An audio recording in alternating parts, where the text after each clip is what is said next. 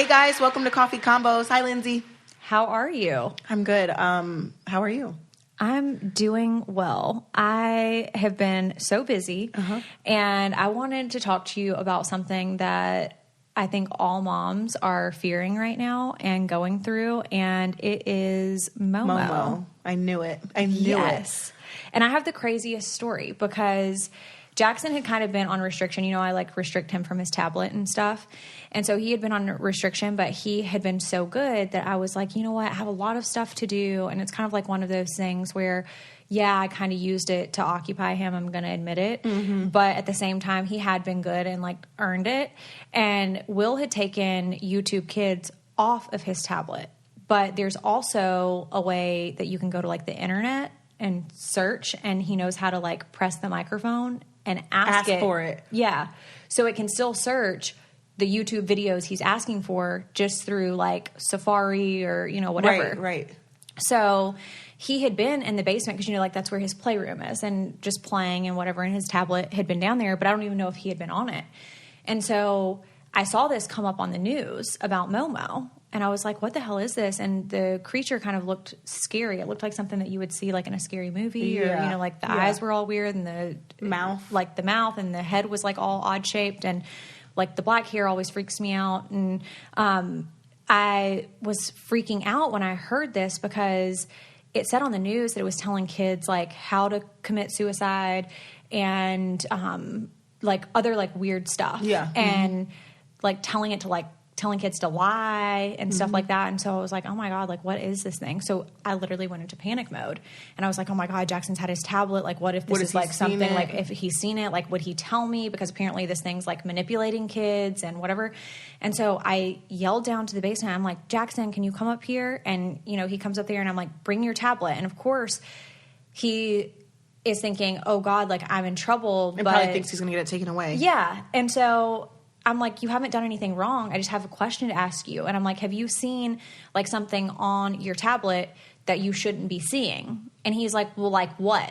And I'm like, well, because he knows scary. Yeah, I mean, but he knows that like there's certain like cartoons that I don't let him watch, like SpongeBob SquarePants. I hate like, SpongeBob. Oh my God. I don't allow him to watch like certain things. So small little things like that might make him think that he's going to get his tablet taken if he even like saw an ad, you know, because he's just like in that kid mode of, oh my gosh, I like even just saw it for a second. So I was watching it, you know? Yeah. So I keep trying to explain him like what this Momo thing is without telling him like what it Momo is. And like without telling him. So I'm thinking, I saw the picture of it on the news, but I didn't think it was like super scary. I just thought it was kind of like freakishly like ugly creepy, looking, you know? And so I'm like, okay, Jackson, let's just get to the bottom of this. I pull it up on my phone and I'm like, have you seen like this person? He starts screaming. And like, I'm trying to get like in the kid's mind, you know, because I'm like, okay, if I was 6 years old and I saw this, would I be scared? And so he's literally screaming and crying and carrying on. And I'm like, have you seen it? And he's like, no, I haven't seen that. And I said, have you seen on YouTube anything like trying to tell you to do something bad or talking about like your feelings and you shouldn't have been watching it? Maybe it's like an adult thing and you shouldn't be watching it, something that might be like PG-13. And he's like, no, I haven't seen that. So then I saw a bunch of reports saying it was like a hoax, but then I saw where Kim Kardashian had put on her Instagram, like reaching out to YouTube. And then YouTube released an official statement after Kim Kardashian had done that, saying that they were like trying to fix the problem because it was, you know, some type of like bug that had got into YouTube Kids. So it wasn't a hoax. So it wasn't a hoax. It's real. But apparently it was has a virus. Been like around before. Like it had been around like 2 years ago or something like that. And then I told my mother-in-law about it because I was like, you know, sometimes he'll go to their house and they'll let him use their iPhone. So I'm like, what if they've got like YouTube Kids on their iPhone and they're letting him use it? He could also see it there. So I'm like explaining to her what this is. And she's like, oh, you know what that reminds me of? That reminds me of Slender Man. Oh, shit. People were killing their friends because of that. Like real life. I didn't even know about Slender Man. Little 9 and 10-year-olds. There was like a whole thing. Like they were killing each other. So that's just not fine. That was like a virus, or what was that? I don't know what Slender Man was, but I just know that my mother-in-law said that was something that she had like known about years ago, and that it was basically like convincing kids to like murder their friends. They did, or and whatever, they did. and they did.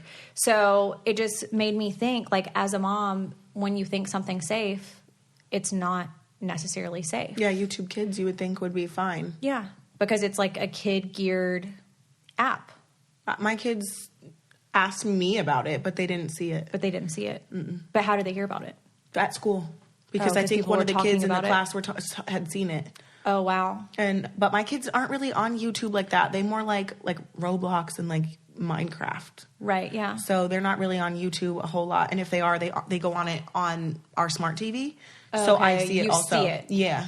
Okay, so then it made me think of, Jackson's talking about how kids have Xboxes and stuff at school. And I'm like, okay, well, we had talked about that shooting on the podcast before about like the thing where people go that are really good at playing these video games, and they do these like conventions and go, and then that boy like had that mass shooting, where they killed the people.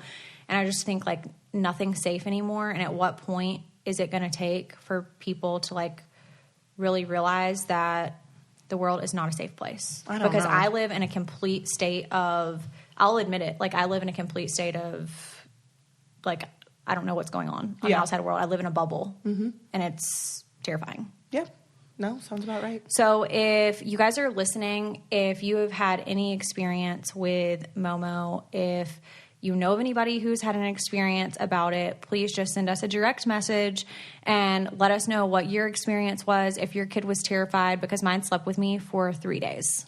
I was home alone when I heard about it. Like, I was home by myself, and I was like, I'm a little freaked out by this. So you were freaked out. But then my kids, when I got them back from their dads, and they brought it up to me, I was like, oh, like, they're working on it.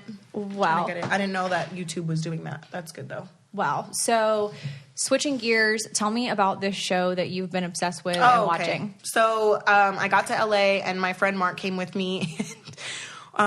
We were like, what's a good Netflix show? Like, what can we watch? And he actually picked it out. It's called Working Moms.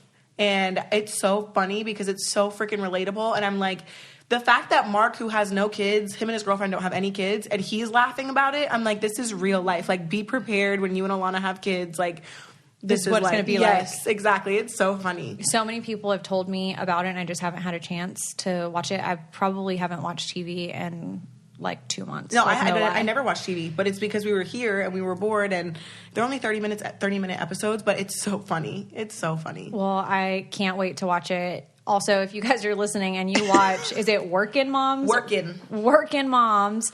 Send us a message and let us know if you like it. Okay, let's take a minute to talk about looking cute and feeling comfortable. I think people assume that if you're going to look professional and chic, then it's going to be uncomfortable and you don't want to wear it, but Betabrand disagrees.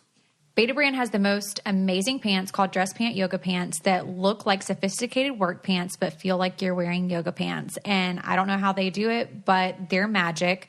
I always pack these in my suitcase because I feel like it's my go-to. I can dress them up, dress them down, and they're just perfect. They have every imaginable fit from skinny to wide leg, and they come in tons of colors, which are being updated all the time. And they're perfect for work, meeting, church, or wherever you might be going that you want to look your best but also be comfortable. That's why I started wearing Betabrand's dress pant yoga pants. Visit Betabrand.com and use our code COFFEE to get 20% off of yours. Millions of women agree that these are the most comfortable pants that you'll ever wear to work. That's Betabrand.com, Betabrand.com. Use our code COFFEE to get 20% off your dress pant yoga pants. So... We talk about on the podcast all the time, and we get so many requests to talk more about relationship stuff, things that people are a little bit uncomfortable to talk about, a lot of like parenting things. What else do we get requests to talk about? Relationship advice, divorce, not divorce, sex. Yeah. Like all different kind of things that are sometimes like hard for us to talk about and also understand like our own feelings. Yeah. So we decided that it would be a good idea to get an expert. So we are bringing on Kati Morton, who is a licensed therapist and YouTube creator, to kind of ask us questions and talk us through certain things that we don't even know about ourselves. So welcome to Coffee Combos. Yeah, thanks for having me. Yeah, I'm of excited to be course. here. Happy to talk you through all awkward things. Oh, yeah. I'm just curious to know why I'm still single, but, you know. Lindsay's like, do not ask her why you're still single. Yeah, that's what we were talking We about can get before. into it, but like, there's layers. It's like an onion. So tell us, like, everything. Where do you want me to start? Wherever you're ready to start. Yeah. YouTube, or which came first for you? YouTube creating or the licensed therapy? Licensed therapy. Okay. So the way that I got on YouTube, I was actually not licensed at the time when I started. Thank God for my supervisor. She was like, you can totally do this. YouTube's so cool. I had no idea. This is like way back in 2011. Yeah. But I was gaining my hours towards my licensure. In the state of California, you have to gain 3,000 of those. Sure. And those are hours with patients. wow. So it takes a while. It took me 5 years. Oh, wow. And I think during that time, I was working at an eating disorder treatment center. I was working at a hospital. Therapists hold a lot of different jobs to make enough money and gain enough hours at that Sure. stage. And my then boyfriend, now husband, he's in film production. He's like, you should put this online. You should educate people. You know, you always complain people don't understand eating disorders. They don't understand self-injury. Let's talk about it. Yeah. And I was like, oh, no. Like, I don't know. Yeah. I don't want to be on camera. That's weird. And then after a while, I was like, okay, we'll try it out. Yeah. And then here we are 7.5 years later. Does he edit your videos for you too? Yes. Yeah. I Bless have his no heart. patience. I have a YouTube channel too, and I don't even get my content up regularly because I don't know how to edit. So I send it out to be edited. So that's It's kind of hard. like nice to have a built-in editor. Oh, 100%. Yeah. Absolutely. Total perk. I could not imagine, like, what it would be like trying to edit something No. like that. Like, I'm not really technologically savvy. Me neither. Yeah, me neither. So to try to do something like that would be so frustrated. So, like, what is on your YouTube channel? Like, what types of Did you end up videos? doing like the eating disorder and At the self-harm beginning. stuff? Okay. Yeah, that's like essentially the first 30 videos maybe were all eating disorder based. Don't watch those. Those are also really awkward when I'm like really uncomfortable being on camera. Okay. Like, I don't know what to do with my hands. This is weird. And now I talk about everything from like what is consent if we're talking about like sex or like what's depression? How do we diagnose it? How do we treat it? What's a panic attack? How does that feel? You know, my boyfriend cheated. How do I get over that? Is that something we can move on from?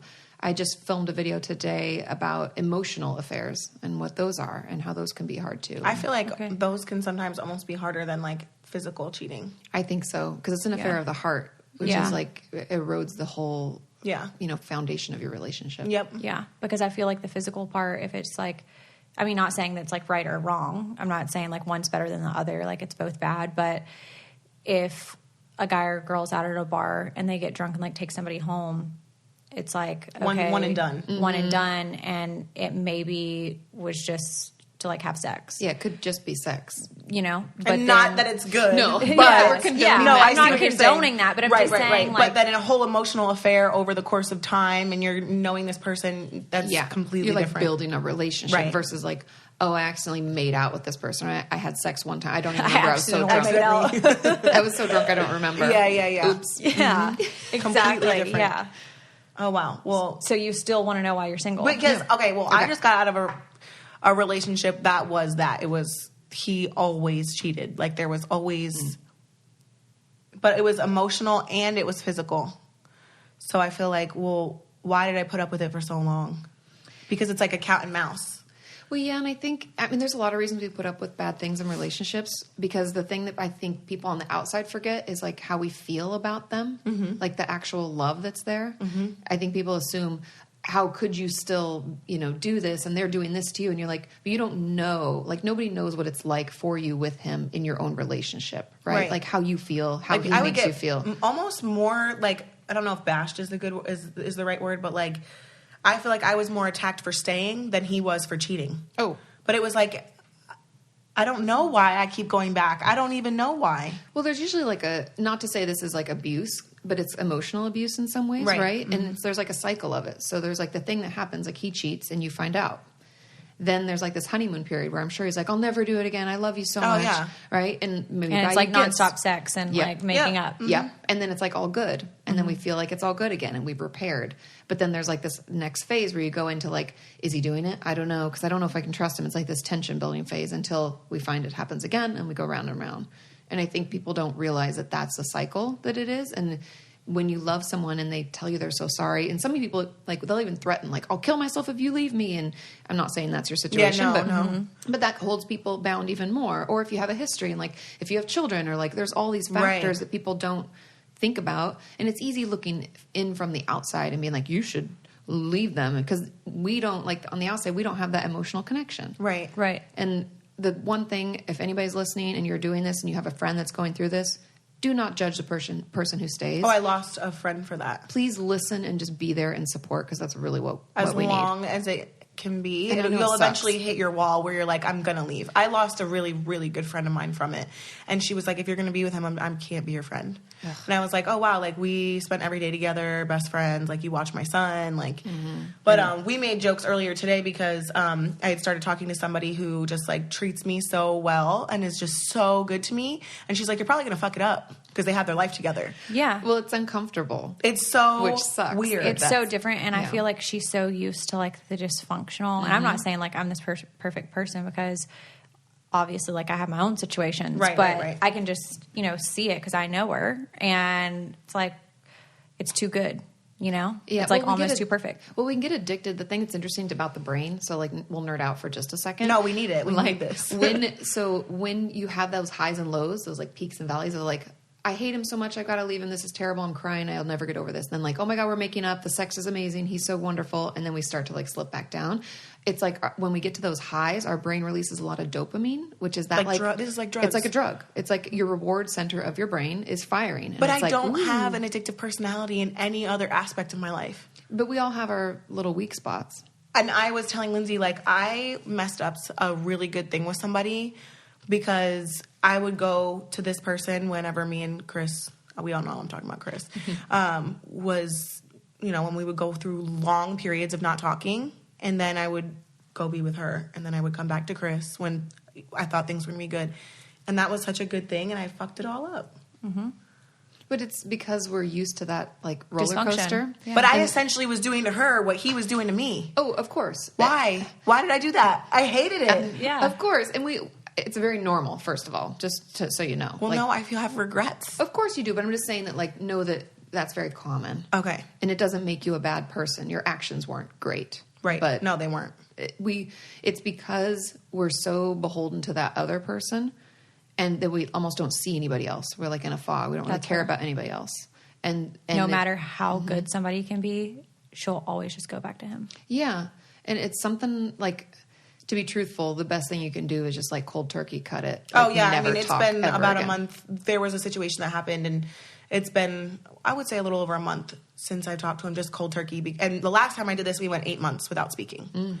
I had to just cold turkey cut him off. And then, pretty recently the same thing happened, and I had to just cut it off completely. Yeah. And if you hold on to that, keep doing that, because the thing that you'll have to do is you'll have to learn how to be in a healthy relationship. Oh, yeah, no. Which is like, when you have a way you always part your hair and then you try to comb it the other way and you're like, ooh, that feels weird. Yeah, but like, it doesn't look bad, but it feels weird. I don't like how it feels. Yeah. And you're not going to like how a healthy relationship feels when the person that you're with is, like, super honest and open and, like, makes time for you. And never stands you up. It almost seems like a lie, right? Mm-hmm. And well, that's kind of like where I'm at. I'm like, well, is this too good to be true? And am I going to self-sabotage? Which, I mean, you have to be aware of your own stuff. That's where you have to, like working with a therapist is super helpful, because they can help you spot your patterns. Like, I remember my therapist, I wrote about this in my book, was like, she called me a puffer fish, because I'd been cheated on really bad, and I went back to him, and we had this whole terrible, tumultuous relationship in high school, and then in college, I just cold turkey. It was like, you don't know me anymore. Like, fuck you, get out, yep. And that was the best thing I ever did. I have a kid with him, though. Well, and that's the thing, is there's those complications, but there's certain ways you can interact to make it okay, so it's still distance, so you're boundaried. But, like, because I've been so hurt, if anybody get too close, and I think that they could be good, I'd, like, stick my spines out and be like, I don't want to be with you. Nope. I'd, like, do something to make it bad and then run away. Yeah, it's almost like, so I was talking to my cousin about it. I was like, what is the difference between, like, flaws and then, like, deal breakers, right? Mm-hmm. So, like, what am I looking at? Because now I feel like I'm almost trying to turn this person's flaws into deal breakers. Of course. It feels scary to be close to anybody right now, probably. Yes. So you have to figure out, honestly, it's more work on yourself first before engaging in another relationship. So I'm sorry you have to be single for just a little bit longer. It's fine. While we figure out like what's good for you. What is it that you really want? Because right now you probably just don't know, which is totally fair. Like you've been in a shitty relationship off and on for years. Yeah. So like we need to like cleanse the palate, figure out what's important, build up your own confidence. Cause like cheating really erodes at like our sense of self and like ability to feel loved. Right. And so we need to like talk nicer to ourselves, you know. Self-love. Yeah. That's so weird. Okay, let's take a second to talk about a very relatable topic, and that is credit card debt. It's no fun to talk about or to deal with, but it's a fact of life. And Lending Club is a great option if you're struggling with credit card debt. Lending Club is a leading platform that you can use to consolidate your credit cards and pay debt off with one fixed monthly payment. It's super simple. Just go to lendingclub.com, tell them about yourself and how much you want to borrow. You pick the terms that are right for you, and if you're approved, your loan is automatically deposited into your bank account in as little as a few days. It's super easy and the process is not intimidating at all. Lending Club has helped millions of people regain control of their finances with affordable fixed rate personal loans. I bet a lot of you know how frustrating credit card debt can be, so it's great to be able to do something about it. Go to lendingclub.com/combos, check your rate in minutes, and borrow up to $40,000. That's lendingclub.com/combos.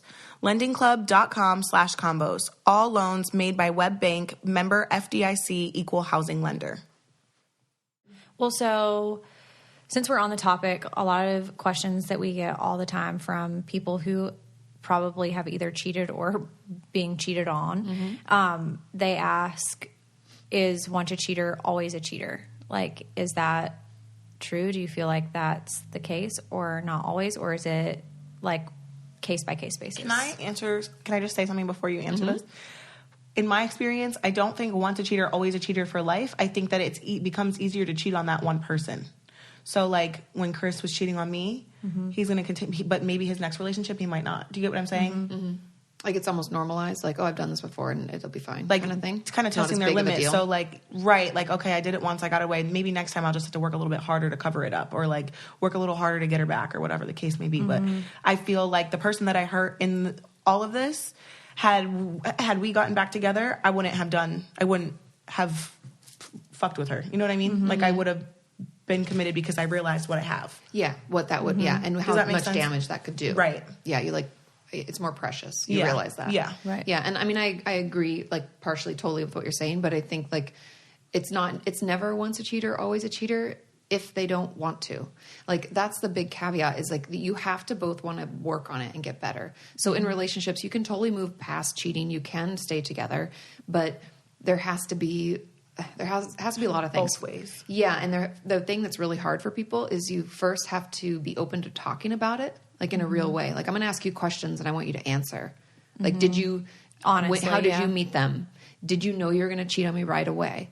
Did you ever tell them you love them? Whatever questions you have, they have to be open to having the conversation. And then there's going to need to be complete transparency, meaning if I want to see your phone, you have to show it to me. If I want to look through your texts, I can. You got WhatsApp?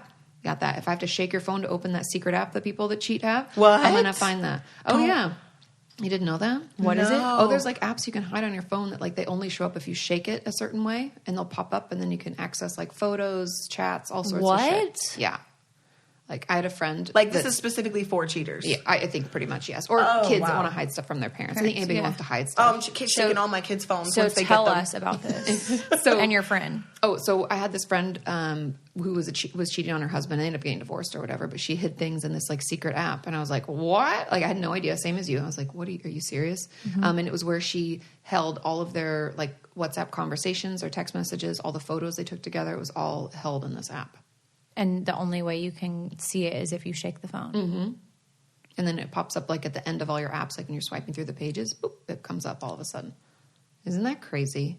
That's literally terrifying also. Yeah. But that's the thing is like there has to be complete transparency and that's for a period of time, not forever. Right. And that's that's kind of how either. I feel. It's like when Chris and I were going to work it out, I was like, I'm not going to go through your phone for forever. No. Just until I don't feel the urge to do it anymore. Until that urge goes away, I feel like there's a reason why I feel like I should look through it.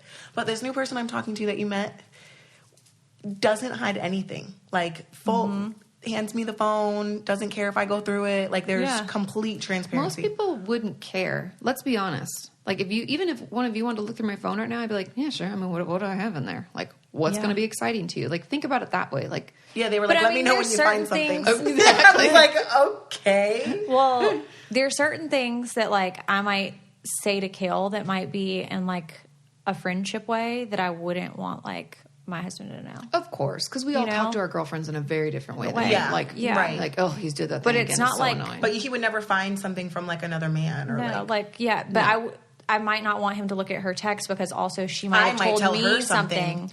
Totally, because that's your relationship. But they're not. He's not looking for stuff that we're talking about. Yeah. He's going to look for stuff that's just like whatever. You know, just like go through it just to be going through it, or you know, whatever. I don't know. Like for my situation, I feel like it's hard because we've been together for so long and we've gone through so many life phases together. You know what I mean? So we've like changed a lot and evolved a lot, of course, in different ways because we've been with each other since we were 19. Wow. Now we're coming up on 30, you know? So it's like we did college together and, you know, you see all these like new relationships that you like try to like compare yourself to. Social in a media way. doesn't help. And I feel like at some point you miss like the newness of a relationship, right? Like that new butterflies in your feeling, like, or butterflies in your stomach feeling when you're getting ready to go out or see them, or like all that stuff is not there anymore. So you kind of have to find new ways to have those feelings. Yeah, like something that my husband and I do, because we've been together for like 11 years, so I totally get that. And I'm 35, so I met him when I was 24. A totally different life stage. I was still in graduate school. I had no idea what I was doing. I was like going out a lot. Like, we change, we grow. Sure. Is like, we like to tell each other stories of past things that were fun. Like, remember that time when we got in the car really last minute and went up to Mammoth for that weekend, and I told you I knew how to mountain bike, but I totally didn't, and almost killed myself. And like, it just it sounds silly, but that can get it, like, bring the newness back. And then creating new adventures. So if that's kind of what does it for you, if there's certain things that you look back and you're like, oh, I remember that. Like, ooh, that was exciting. And I couldn't wait to get my hands on him. And it was so wonderful. Yeah. I think like you can tell stories and then you create new ones. And that's really how you keep it new. Right.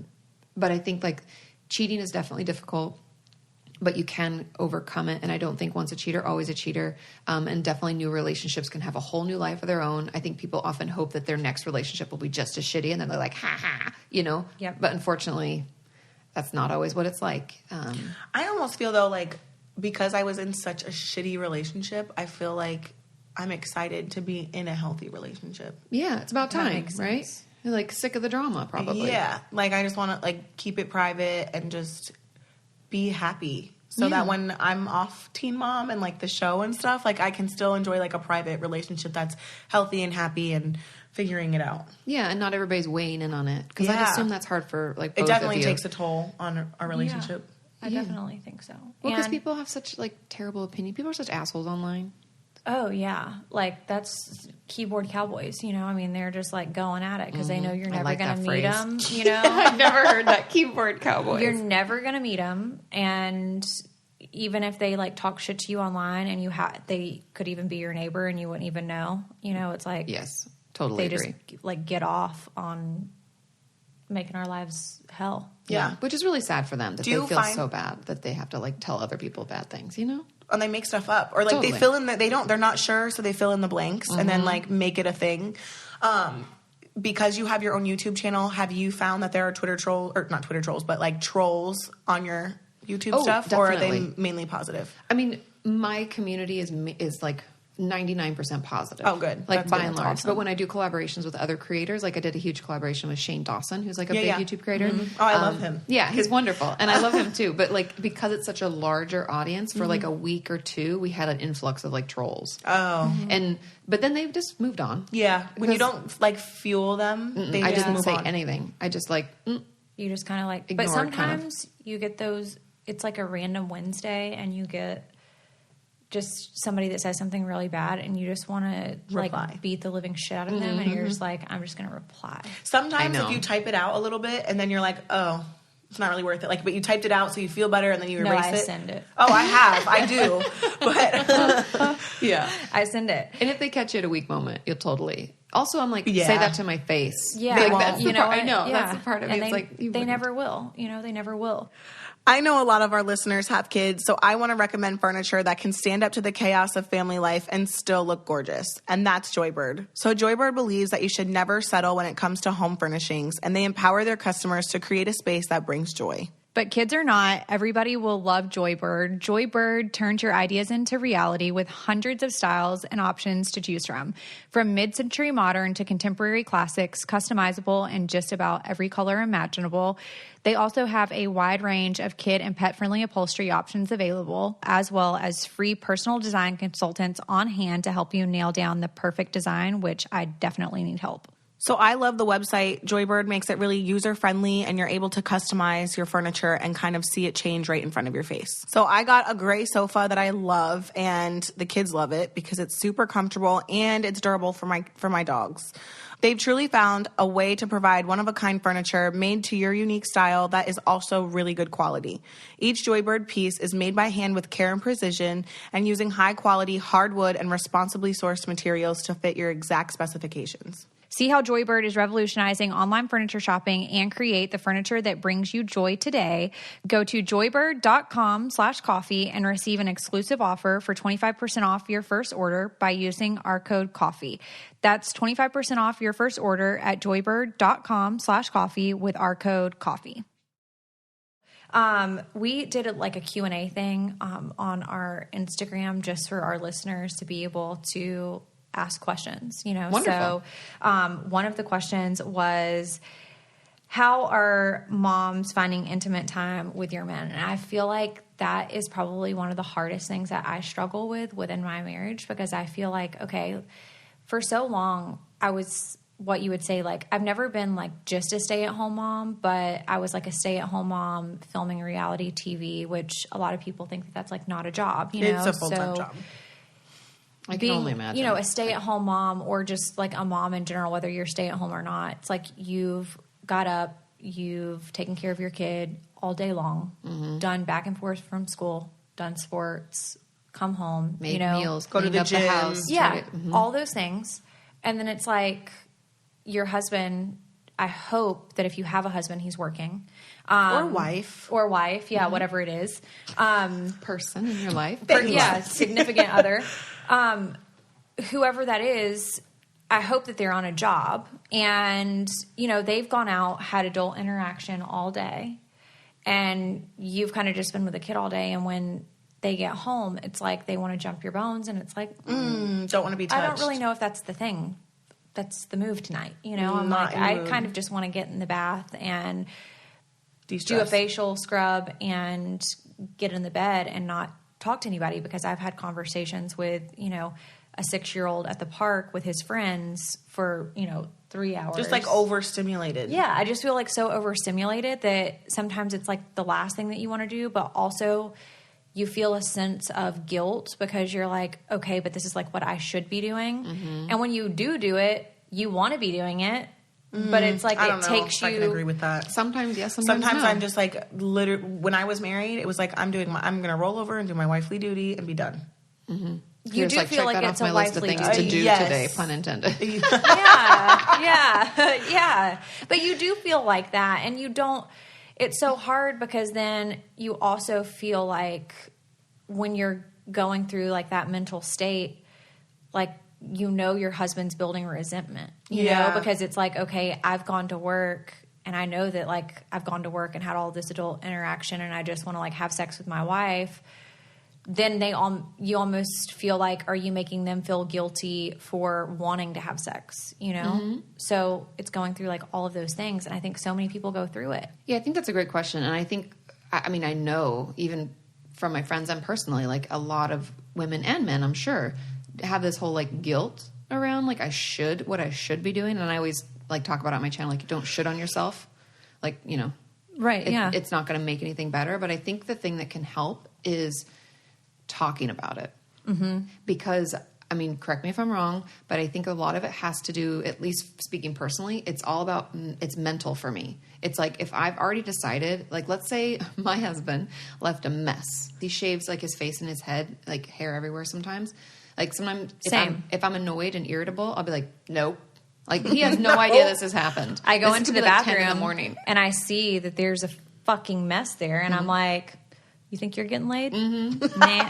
I'm like, See, I don't know if it was that for me as much as it was, you know what? I woke up, I've done a lot today, I'm overstimulated. I'm just not doing it. yeah, I'm tired. But Like, it's- I'm just not. It goes back to what you but said. like It's you a middle already game. committed to the fact that you're like, I remember literally thinking like, shit, Javi's going to try to have sex with me tonight. Like, how am I going to get out of this? Like, It's But a I think mental it's like- game, though. it's I'm glad to totally- know I wasn't the only one. No, you're not the only. No, I think a lot of people have this issue. And I'm sure men have the same thing too as they get older too. Or if they're just busy, like if they had a really long, stressful day, had a huge presentation. See, I feel like that's when they maybe want the sex the most. Maybe. It depends on the guy, right? They could be like, I want to blow off some steam. Or they Right. could be like, I'm so fucking tired. I just I want just to don't lay wanna down. do it. I want to like zone out and watch, I don't know, hockey or football. Right, right. God Yeah. only knows. But I think it's like a mental thing. So we have to decide, like, do I want to show my husband love or my partner love? Is this something that I want to do today? What could I do today to get myself in the mood? Because sometimes I'll decide first thing, I'm like, I'm going to have sex tonight. Okay. So That's amazing. if I'm going to have sex I'm gonna tonight, have sex tonight. I'm gonna make sure I shower later because then I'll feel better about myself. That's a Right. major thing for me. Like, Yeah. it's not that I don't like, Like spontaneous I sex. don't like spontaneous sex. It's just the fact of, okay, I've been like at the ballpark or, you know, wherever. I just want to be clean. I just want to be like attractive, you know? You just want to smell good. Yeah. Yeah, exactly. And I mean, I don't think men always care that much. No, but I don't think they do. We care. And like, that's part of the mentality so that we can at least enjoy it too. Because if you're having sex and you're listening out there, you should be enjoying it. Right. Like, Yeah. for And the if you're love of God. not, then that's another problem. Well, yeah, and I think like talking to your partner about it, and if you're feeling bored with it, like experimenting, like maybe we get like a different toy or we get a different wedge thing pillow. If you have trouble having an orgasm on the bottom, maybe we try this position, or like You know what? talk with your to partner. your point, though, I'm thinking a lot of people are having orgasmless sex. Wait, like women so- are not having orgasms, and so. And I'm going to be honest, I wasn't. So it was like one of those things where it's like, I don't even want to have sex because I'm not having Well, it's not orgasms. enjoyable. Why? So why the hell am I doing this? Like, I Yeah. would literally roll over, do what I had to do, and then be done. That's the Because thing. If it was a task, it was a chore. Like, this is for you, not for me. Like, what? yeah. Are you done yet? People, I gotta, don't think they know. Yeah, I got to No. catch some Z's, you know? yeah, you're like, I got shit to do. Yeah. Just like get this over this with. So over that was with. actually one of the questions that was asked. Do you get off every time that you have sex? Yeah, I mean, I do, I don't. I do. I Yeah. take too long. It takes me a long time. but that's okay. They should be patient. I mean, I don't, but I also don't have casual sex. So I'm in a committed relationship before I'm.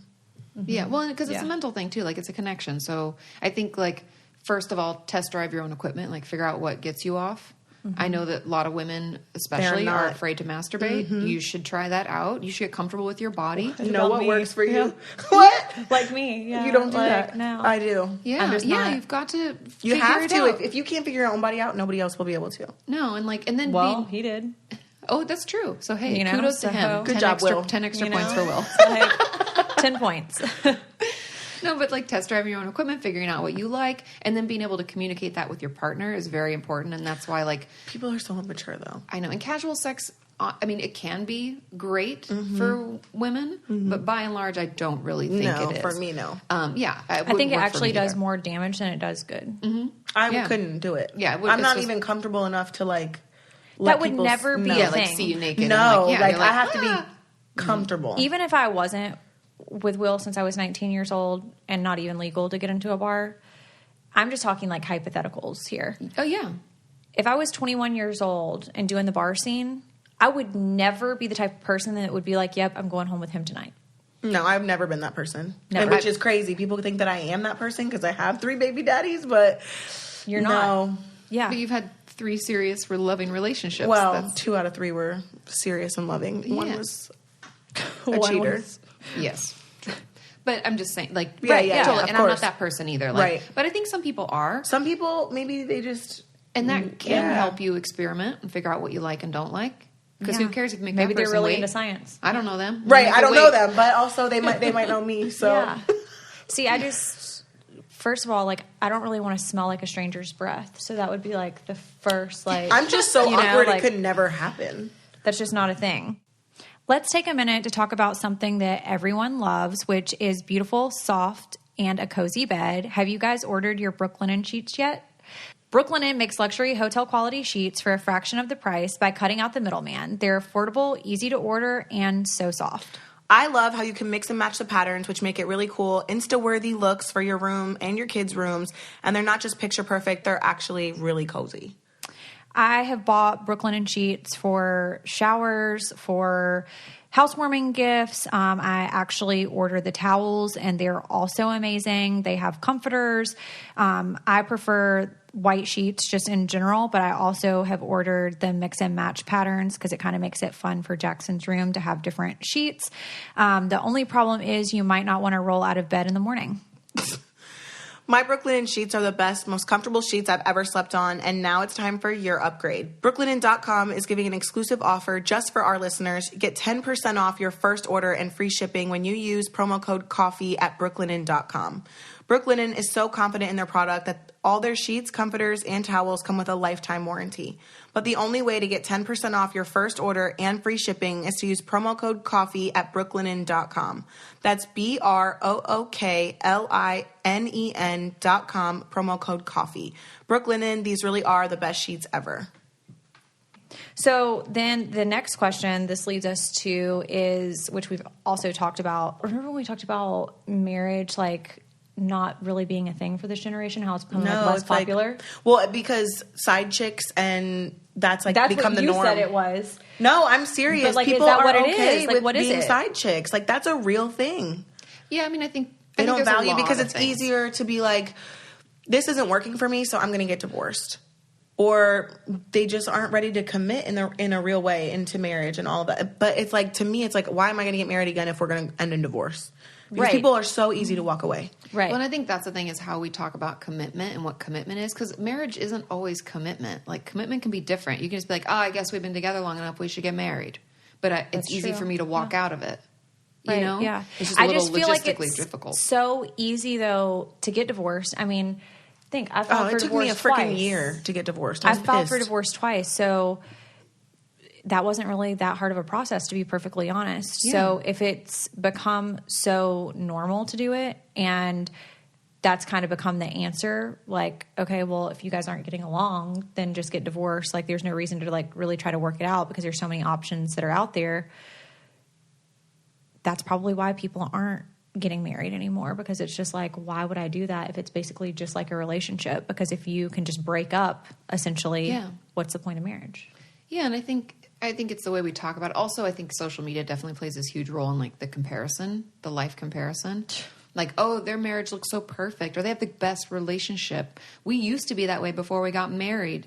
That's just time, and it's like people don't... It's like a facade. Yeah, people want, like, the quick fix versus thinking, hey, every relationship I get into, romantic or not, takes work. It takes effort. It takes me putting in time. I have to spend time with my friends and check in on them. You know, like, we all have to put in the work and the time.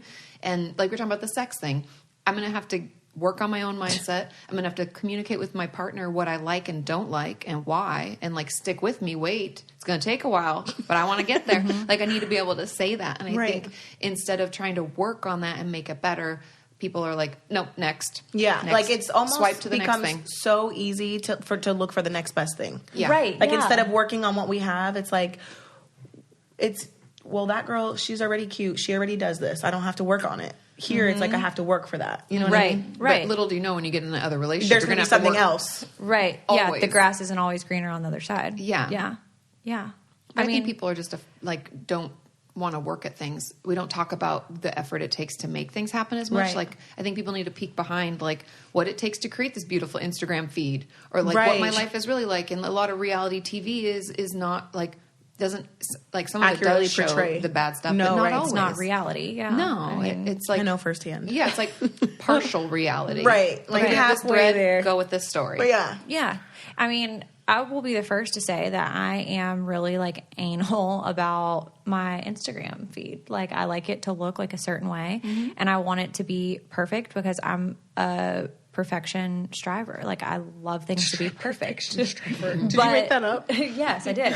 It's a new phrase. But I do feel like that in real life, I've become so much more relaxed and just kind of, like, going with things, because I know that ultimately, like, whatever's going to happen is going to happen, you know? Yeah. So it's fine. Like, everything's fine. Yeah. And I don't know. I just feel like sometimes in relationships, so many people struggle with just being like in that rut and not like knowing where to go. And they see all of this perfection. And for the people who listen because of me, I'm probably like one of the people that they're like, why is that bitch feed so perfect? You know? Yeah, like your life looks so perfect. Like I'm feeding on Instagram. into that, you know, but it's like my life is nowhere near perfect. But Instagram for everybody is the highlights. It's always the peaks. It's never the lows. Like I would never post a picture of me and Javi or me and Chris arguing or whatever. You know what I mean? Like what? Yeah, it's like you have your phone out taking pictures during that. That's also leads to a whole other fight. Right. Yeah. I mean, I don't know. I see so many things like on Instagram where I'm just like, oh, wow, like their life looks so great. They're traveling to Bora Bora. I know. And I'm sitting here in damn Canton, Georgia. Like, what am I doing Georgia. myself? You know what I mean? Like, always. Because it does seem like I call them like Instagram models. That's just the best way. Yeah. And I'm like, why are they always on fucking vacation? They're always While happy. I'm here sitting in my little apartment in Santa Monica, like filming like 5 videos today. Like, where did I go wrong? Right. Yeah. That's so funny. And somehow they can afford like $1,000 shoes. Yeah, I apparently made the wrong career choice for sure. That's so funny. So the next question, which we also get a lot, is do you think there's a good time in a marriage or a relationship to start trying to have kids? And like, when do you know when it's that time? Because I think a lot of people struggle. They're like, I'm not ready. Maybe in 5 years, maybe in 10 years. And it's like, you're never going to be ready. Somebody told me that one time. They said, if you're waiting on the perfect plan and waiting like in a life situation to where it's like, okay, we're ready to have kids, you will never have a child, because it's like, okay, I want to get the car paid off. Then it's, we want this perfect house with room to grow. Right. We need to have this. I need to be secure in my career so I can take a break. I need a little, Somebody said that to me. Was it today? I don't yes, know. I asked the makeup artist today. I was like, "Oh, do you and your wife want to have kids?" And she said, "Yeah." And then she was saying how they wanted to be somewhere in their career first. Mm-hmm. And I'm like, right, yeah. Okay. Well, and I think the first question is, do you want to have kids? Because I think a lot of people just kind of like we're talking about the guilt and the pressure just to have sex with our spouse. I think a lot of people feel like, well, we got married or we're in a committed relationship. They think that's what they should do. Yes. Versus like, is it something that we want? And take time to talk with your partner about that. And for a while. Yeah. And it's okay to like talk about how you would parent. Very important. Money management. Very important. And so just having conversations till you feel stable and you feel like you've talked it out, then whenever you want, like hop to it. Yeah. But I think there's a lot of conversations that need to be had just before you just like go jump in the gun and like. And I know people would argue against this, but there's no like financial goal. Like I need to have $20,000 saved before I have a kid. Or I have to have this kind of house. Kids don't. It's fine. They will be fine. Right. Yeah. It will all work out. Right. It's really more about your relationship with your partner, being on the same page, both wanting kids and talking that out, and then have as many kids as you want. Okay, if you guys follow my Instagram, you've probably seen I've been working out and getting stronger, but sometimes going to the gym is not an option. So whether I'm home or traveling with the kids, Openfit is convenient and comes in and save the day. We've mentioned Openfit before, but if you aren't familiar, it's basically the Netflix of workout videos. They have something for everyone, and you can watch them from your computer, web-enabled TV, tablet, smartphone, or Roku. Openfit classes are led by some of the most effective and engaging trainers in the world who know how to get you the results that you want. Openfit gets that every body is different, so they have custom tailored original content. So Lindsay and I have been in LA all week, and we've been doing the bar classes, and there's also some 30-minute ones that kind of fit with our schedules. Absolutely, because going to the gym is just not an working. option with recording. Openfit has changed the way I work out, and with our code COFFEE, you can join us on a fitness journey personalized just for you. Again, use our code COFFEE and start using Openfit for your journey to a healthier life. Right now, during the Openfit 30-Day Challenge, our listeners will get a special extended 30-day free trial membership to Openfit, where you can lose up to 15 pounds in 30 days when you text COFFEE to 303030. You will get full access to Openfit, all the workout and nutrition information totally for free. Again, just text COFFEE to 303030.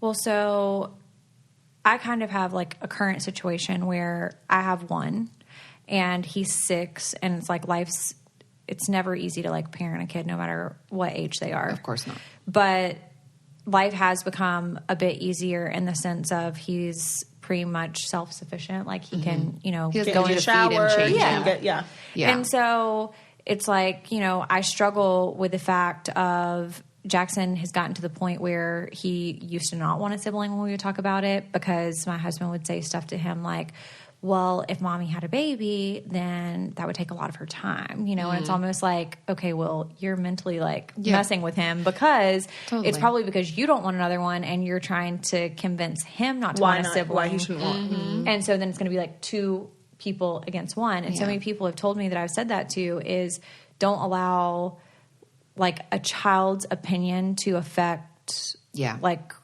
an adult situation.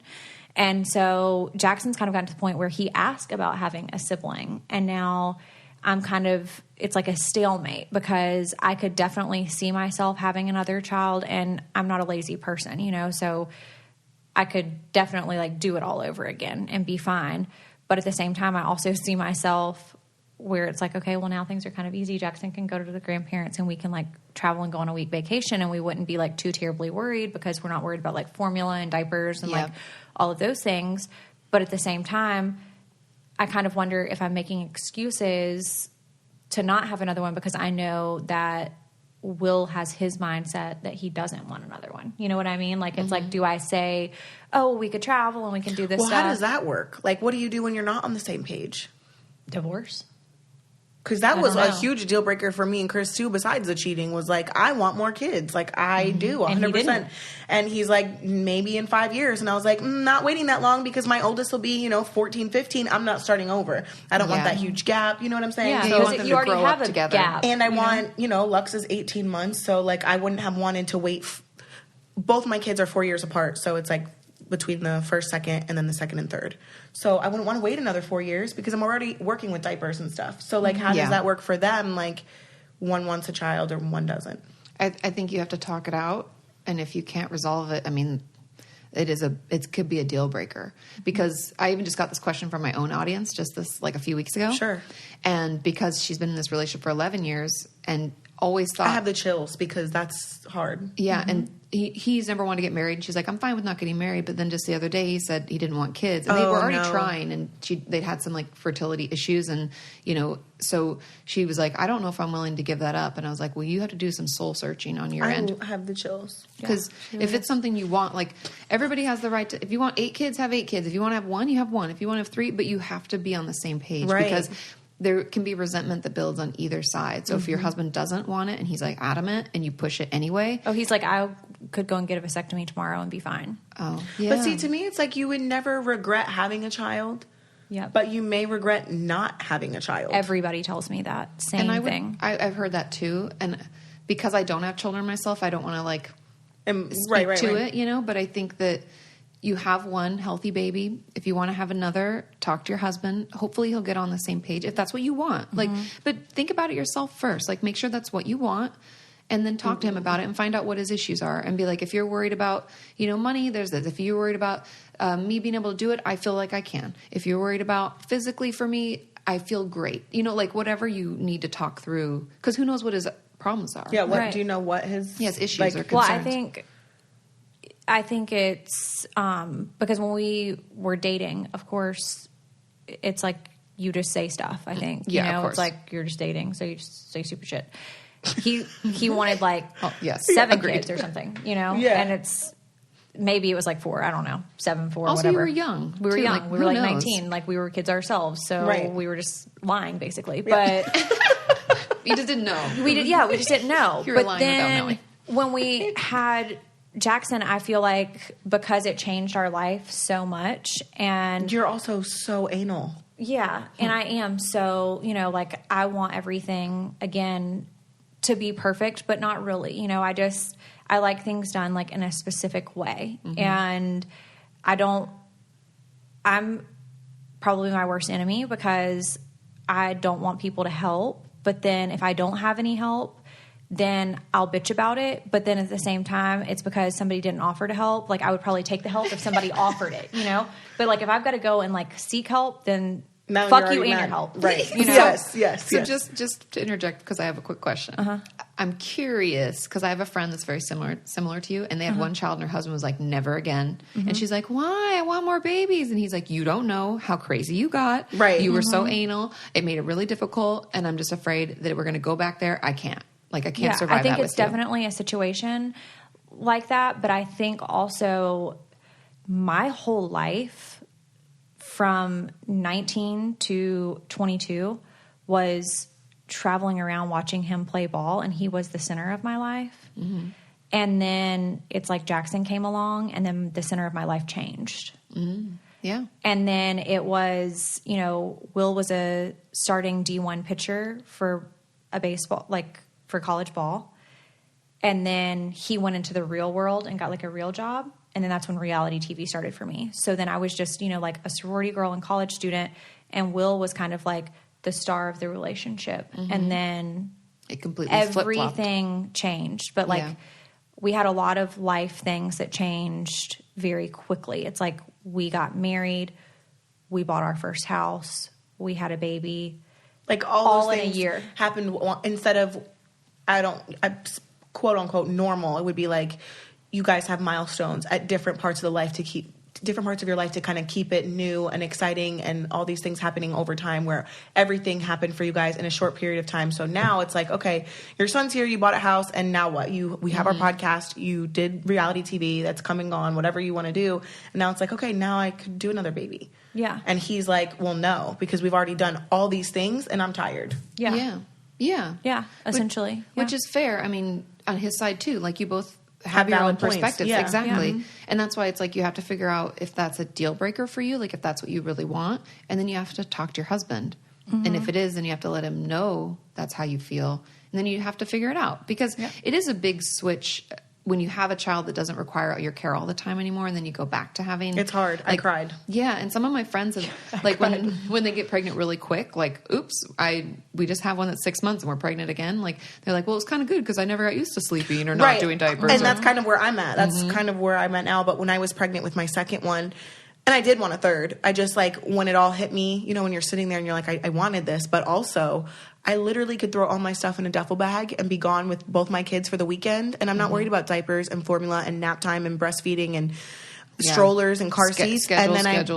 Now all of a sudden I'm having a third and I have to start all over again. So that's kind of like where I was at with like, I might as well continue. If I want to have more babies, do it now while I'm already used to it. Yeah. Instead of waiting 4 or 5 years having another, you know what I mean? Exactly. Also just your body. Like, right. I want to be able to like just lose weight and be done. And then I can, like my girlfriends will say, they're like, I just want my body to be mine again. Like, I don't want anybody touching me. I don't even want anything else calling this home right now. Like, I just want to be.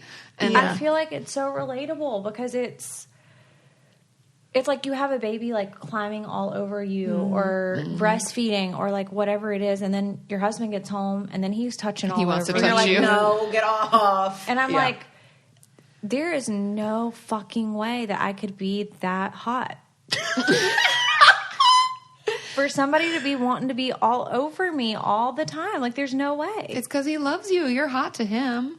And I mean, that's great and everything, but some days I just don't want to be hot. But then there's other days that I just want to be like the hottest thing walking, you know? Yeah. Like the name of your memoir. Some days I just don't want to be hot. Yeah.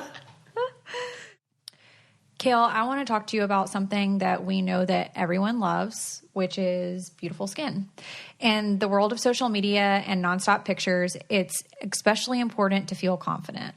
It's so frustrating to feel self-conscious, and that's why we love Bioclarity. It's a 3-step program that cleans your skin and can help you clear your skin.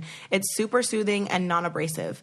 So I used to use the clear skin routine, but now that I'm able to get my skin under control and I don't break out as much as I used to, I'm able to use the essentials routine. And now I am using the clear skin routine because I am broken out, I feel like, all the time and crying. So I'm trying to get my skin under control. Bioclarity's products are 100% vegan, cruelty-free, paraben-free, sulfate-free, and artificial fragrance-free. And they also have 100% risk-free money-back guarantee. So it's worth a try whether you want to keep your skin perfect or treat problem skin. Get healthier, more radiant skin by going to bioclarity.com. And right now, for our listeners, you'll save 40% on skincare routines, plus an additional 15% off everything on their website. That's an incredible incredible deal, but you need to enter our code COFFEE at checkout. So go to bioclarity.com and get 40% off skincare routines plus an additional 15% off of everything on their website when you use our code COFFEE at checkout.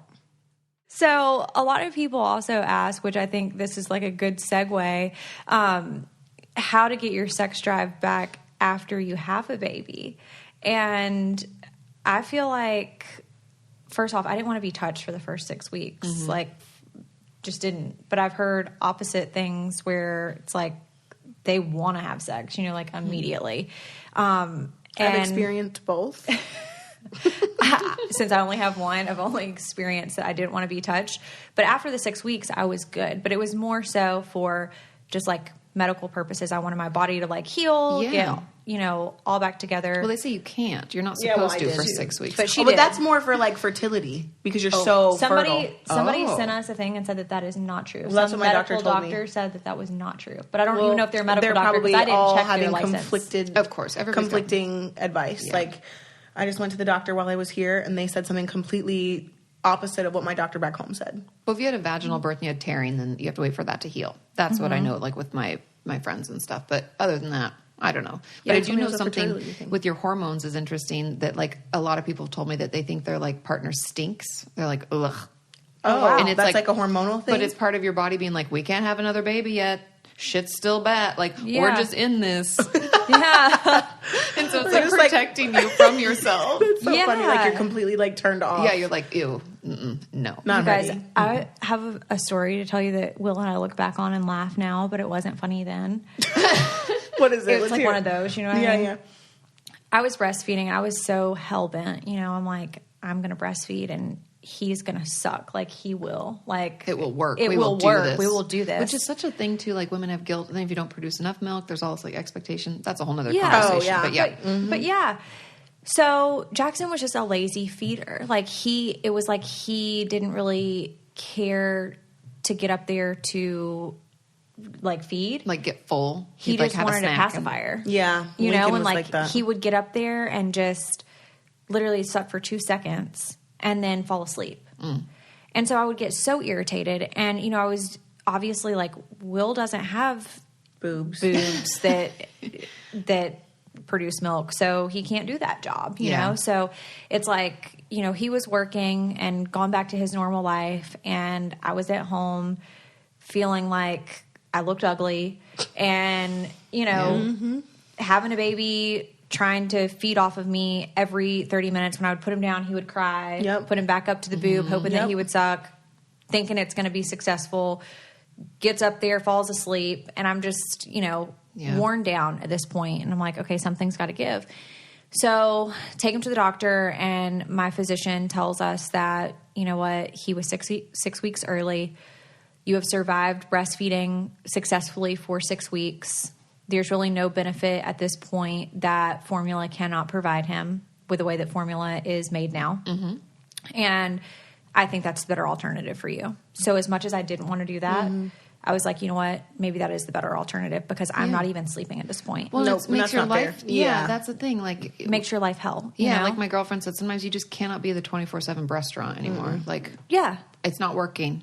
So that's okay. That's why formula exists. Yeah. That's kind of like how I felt. So I'm like, okay, well, you know what? Maybe I had to like talk myself into it. Yeah, you know? you have to. You have to have like a mental, like, okay, this is what we're doing. Because I went through the same thing with Lux. Big, you know, it's like huge. It's Especially, huge. the same thing happened to me. I came off of a year of breastfeeding Lincoln, an entire year, and I was like, in my head, I was breastfeeding Lux. Yeah, you're like, this is what we do. It worked out. We can do it again. Yep. Yeah. Every time is different, and our bodies are. Did you put Jackson on Will's boob? Is that what you're about to say? Please tell me that. That's where I thought this was going. Will's nipples aren't big enough for that, but no. So I'm like, okay, you know, I'm talking myself into this, and I'm like having like literal conversations with myself, talking out loud, like okay, this is okay, like I can do this, you know. Similac, shout out to you because you made my life so much better. I put Jackson on formula, and I was like, this is going to make everything better. Will can like maybe like take a night feeding, you know, and this would, you know, definitely like allow me to sleep. So Will's so used to the past 6 weeks of me doing, you know, all of that. His life being normal. And his life being normal because he would get in the bed and just go to sleep. And I would look over at him and be so resentful because I'm so mad. And I'm like, you know what? Bastard's laying over there sleeping, and I'm like suffering over here. I squirted Javi in the face with my breast milk when he did that one time. I was so angry. I looked over at him and I squirted him, and he went like this. I was pissed. Okay, so obviously we have similar stories. You did that too? I didn't do that, but okay, so I tell Will first time I'm like, okay, you can go downstairs and do the bottle warmer, because I heard and read all of these things, because I'm a reading mom. I read all of these things that if you put formula in the microwave, it takes out all of the nutrients. I did hear that. So I'm using this freaking bottle warmer that takes forever, like in the middle of a night feeding. Time out. This is so funny because you were the reason why I got that same bottle warmer. Remember when we talked about it? Yes. Okay, anyway, continue. Okay, so I send Will downstairs. I'm like, all the bottles are pre-made, like in the refrigerator. Just put it in the warmer. All you have to do is put it in the warmer. Turn the warmer on. It'll take like 3 minutes to warm. Come back upstairs, feed him, change his diaper, put him to bed. Yeah. It's been like, when you're like in and out of sleep, and you're like, and I've got him in the bed with me, and I know he's like getting restless and like trying to wake up, and I'm like, he's gonna want that bottle like really soon. Mm-hmm. So I'm like, oh God, it feels like it's been like ages. Minutes, yeah. Did he fall asleep downstairs? He fell asleep on the couch, and the bottle was scorched. I was just gonna say, did he ruin? Oh my God. So I went downstairs. I would have lost my shit. I would have lost it. Because you're so sleep deprived. You're like, you are, and you just want to like scream. I went downstairs and I saw that bottle scorching, and I saw him sleeping on the couch. I passed the couch, and I was like, probably saying like the most god awful stuff. I'm sure. Yeah, rightfully so. He comes through the kitchen acting like he's really doing something. I'm like, is this what you want me to feed my baby? And I literally took the lid off of it and slung it on him. Yep. Slung it on him. Wow. Sometimes they just don't get it, and you got to squirt them. Yeah. Well, in this case, you got to soak them. You got to soak them. That's it. It's just, and I feel get like, it together. Are there any other moms? I asked you to do one thing. One job. Are there any other moms that are listening to this that have experienced the same thing? Like, if you're a nipple squirter, a bottle thrower, like whatever you are, like just tell us so that we can feel maybe a poopy diaper here or there. Right. Who knows, I mean, right? Like I just, and you feel so ashamed too. It's like you do those things and then you feel so ashamed, and like there's so much guilt that like follows you, and it's like, why did I have to be mean, or like why did I have to do that? Because I'm such a self-sabotager, It's like I just do like stupid stuff. I don't think it's self-sabotage. I think it's just like basic needs aren't getting met. Yeah. You're probably hungry. You're also angry. You're lonely because you're at home all day, and you're really fucking tired. Yeah. Like we have in therapy, we call that like HALT. Like, don't do anything. Hungry, angry, lonely, tired. Oh, that wow. means wow. you have you can't do anything right. Can't function. Like, no, you can't function. You can't think straight. You're only like seeing red. You're not your best self. Right. And we all Honestly, know that. the tiredness was the one thing I would say about motherhood, and just in general. Like, I don't function well with little sleep. I don't either. I don't. I need solid sleep, or I'm going to be a cunt. Because you can't help yourself. I need a good 8. I need a good 8 solid too. 8 hours. I need a Solid solid 8. Mm-hmm. Agreed. Like, don't book me a flight before 8 a.m. Oh, hell no. Like, Never. I'm not waking up at 5 to get to the airport by 6. I'm not doing it. No. And then, Same. I know other men are doing this, and it's not only Will. He's just getting the bad rap because it's Will. Right. I'm like, I'm half of Coffee Combos. So it's like, he's getting a bad rap. Sorry, Will. Sorry, Javi. Sorry, anybody else that's been involved in this shit bashing. Oh my gosh, this reminds me of a story. But I just feel like sometimes it's on the weekends, and I'm like, I've mommed literally Monday through Friday. Like, Mom. I like that. All week, And it's like, if you have to get up on a Saturday, I know that you've worked all week. Like, I know that you have. But it's a different type of work. It's a different type of work because it's not constant all the time. Like, I was a live-in nanny and for emotional. many years. It's like exhausting. Yeah. Like, it's not really emotional that Will didn't get a sale. Yeah. At work. It's, Or like, he had to talk with a person on the phone for a a while about this new product. It's not the same as like having to engage with a child and feed a child and change a child. And like, it's emotional, tiring. Like, it really I think I is. could be with a stay-at-home dad. But that could be a real thing for me. So I've like thought about it. I'm like, okay, what would be better? Will being a stay-at-home dad and me having to be subjected to him sometimes more? Or him going to work and me just not even occasionally bitching, a lot of time bitching. Full-time bitching. Full-time bitching. You have 2 full-time jobs now. Yeah, Okay. I have 2 full-time jobs. One creates a paycheck and one creates problems that I need to give to a therapist. That's why she's here. Exactly. But I'm just like, what would be better? But obviously he needs to work and he needs to continue to advance in his career. And I don't want to like set him back. Like, I feel like moms and women just in general are so overlooked in like the things that they do in life that even if you're not a mom, like if you're a wife, like you're probably doing laundry and making sure the refrigerator's stocked and Their making lunches sure are packed. like all of these things are done.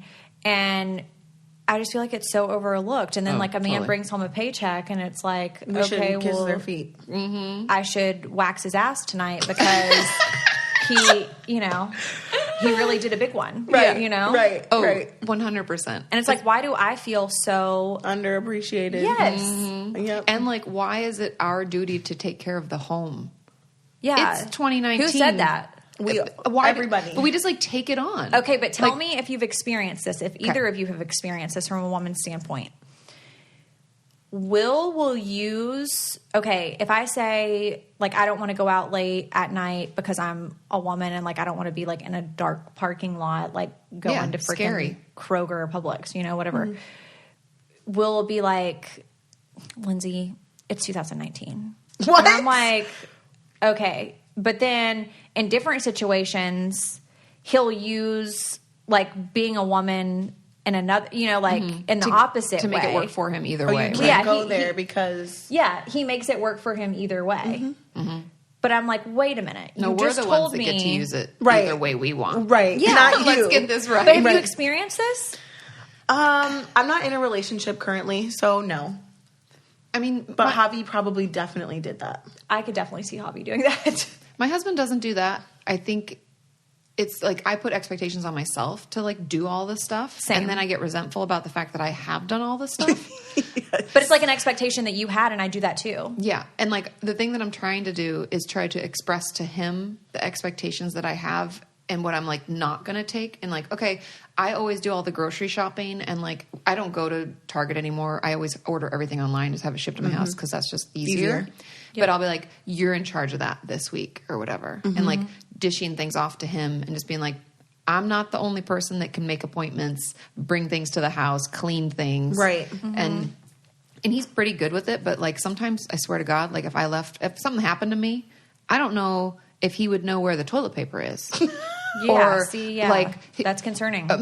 Or like where that cleaning supply, or like you need another toothbrush. Where do we keep those? I don't know if he knows. Well, I definitely feel the exact same way. And sometimes I feel so underappreciated when it's like, okay, he can come home from work and like the whole house is clean and like everything's fine.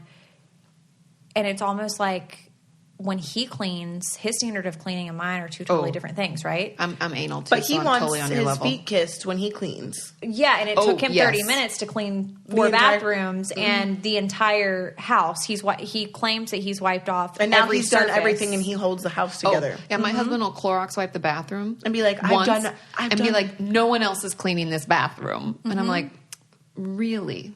Really? How do you think that toilet bowl gets cleaned? Right. Or the Did you shower? do that? Clorox wipes aren't really cleaning. Yeah. Yep. I experience that every week of my life. Yeah. And I'm like, okay, why did you act like you really like did a good one when you cleaned for 30 minutes in this house? And I've literally busted my ass for 8 hours. He's like, well, I don't know what to tell you. You need to learn to speed up or something because you don't like clean fast enough or something. But And I'm like, then- but you're not really cleaning. Like you're spot cleaning. You know what I mean? Like you've literally taken a pile of shit and like put it somewhere else. That's me. And closed it in a closet. Oh, versus like putting it away where it needs to be. Yeah. Yeah. My husband does that too. I call it squirreling away. I'm like, I had this pile of stuff I needed to figure out what to do with. Where'd you hide it? Exactly. Like, that's where what can they I do. locate that? But in you this- said that's you. Oh, yeah. I'm spot cleaning for sure. Well, there's different people in each relationship, right? But I Like think my next relationship, that person needs to be better at laundry than me. yeah, you need a cleaner person. But I think part of it, like I talked to my husband because I was I was so resentful, and I was like, we need to get a housekeeper. Like this is bullshit. I can't be the only person that cleans this house. Right. And he's I've been there. wonderful. And I was like, so I need you to either A, find room in our budget for a housekeeper to come twice a month, or, and also kind of, I need you to recognize when I do things, and I need you to tell me that you're grateful. Otherwise, I'm going to stop doing them. Because I've gone on I go on hiatus where I'm just Same. like, I'm in a sabbatical from cleaning anything. So let's see how long it takes him to realize how gross this place can get. But see, part of me is which is passive aggressive. So I live by myself, obviously, with the kids. When I was in a relationship, I felt as though I didn't need praise for what I was supposed to do, and I don't feel like he needs to be praised for what he was supposed to do. Maybe that's not what I need words of affirmation. That's part of my love languages. Do you guys know same. about those? Yeah, of course. Yeah, I need him to recognize. Otherwise, I feel like all the work I'm doing It's just unnoticed. But that's stuff that you would have to do even if you weren't in a relationship. So why do you need praise for it? Because we share a space. Because we share a space, and because I feel like if I'm doing it, if he was single, he would have to be doing it. Yeah. Okay. Exactly. I see what you're saying. Okay. So he can't just ride on the coattails of the fact that I'm super anal and can't live in a dirty place. That's like me saying to Will, when I get angry, it's well, you're technically not really spending anything extra for me to be here because you would still be paying the same bills if I wasn't here. I really technically shouldn't be saying that, but I do say it because I'm okay, well, he's not going to live on the streets, so he's going to be paying a mortgage whether I'm with him or not. It's you can't, I don't know. Yeah, but I feel like I definitely went wrong there. Because I'm why do you need to be, because he would always say that I was not appreciative. And I would just be this is the shit you're supposed to do. In order to run a household, these are things that you need to do whether I'm here or not. So to sit here and be I'm unappreciative, it's no, I'm going to do them if you're not here. Do you get what I'm saying? I totally get what you're saying. And I think part of it is just coming to the understanding and agreement that you're in it together as a team. And there's no team leader. There's no captain of the ship. You're dividing. I think I'm happier with my husband when there's a clear division of responsibility. And I know he's taking out the trash. I know he's sweeping the floors or he's making dinner. My husband almost always makes me dinner, and I do not feel bad about it. Yeah. But he knows that I do. There has to be this division, right? Mm-hmm. And so I think as long as we understand and appreciate both. So I appreciate you. Yes, I know you'd do it anyways, but I'm just glad you do it. So I didn't have to. That was nice. I like that. Mm-hmm. And then it goes both ways. I think, okay, but so you might not need appreciation in that way. No. It's not even that though. It's more so in that relationship, it was I pay my mortgage, I pay my car payment, I pay obviously all my bills in that house. He might have come over and do some of the housework sometimes. So to me, it's I guess I didn't appreciate it because I was doing everything else, or I would do it without him. Mm-hmm. Yeah, well, and that might have just been the division too, where you're I do all but of this. I didn't feel appreciated for the things that I was doing either. So it goes both ways. So then it's otherwise resentment. He resented me because he didn't feel I appreciated him, and I didn't feel everything I was doing was being appreciated either. Yeah, right. So then you're both, and I think that's probably why it came out, because I think you both needed to be appreciated, because everybody needs to feel seen and appreciated. See, that's where we get in the most of our arguments, because it's he'll be you want me to appreciate you, but you don't appreciate me going to work, or you don't appreciate me picking up the basement where I dropped dust all the way down there, or and what? And I'm that's not, that's not really doing it for me, and it's acts of service is one of my big acts of service, because I'm you don't have to tell me you love me, you don't have to touch me, but if you fill up my gas tank, I love you, right? Mm-hmm. That little thing that I'm going to be running late because I have to stop and get gas. And you got gas for me already? Beautiful. I love you. Yeah. I went away for a girls' weekend once. My husband cleaned the whole house, deep clean, got rid of everything. And I got home, I was I've never been so turned on in my entire life. I can fuck you on the counter now. It's fine. It's all clean, too. Right. Bonus. That's me. Okay, this is another weird question. So if you have a significant other that wants to have sex all over the house, but you only want to have sex in the bed, how do you really deal with that? Because I don't You just have sex everywhere. But I don't really feel having sex on my kitchen counter where I might be cutting chicken. Well, you should probably Clorox it after the chicken, and then it's fine. And then again after the sex. This is coming from someone who has had sex all over the house. That's one thing in the relationship that never was a problem. So yeah, I think it's compromise, because it can't be one way or the other. Maybe because you wouldn't be cutting chicken on the dining room table.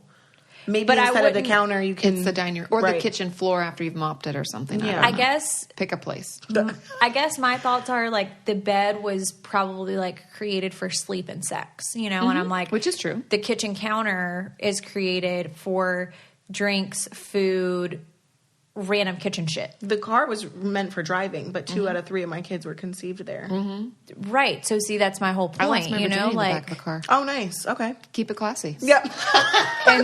and see, I don't know, like there's just certain things that I'm just like, you know, that's You gotta really be not slightly spontaneous. the Take one a shower, time we tried to Clorox. be spontaneous and I had sex on the back of Will's truck.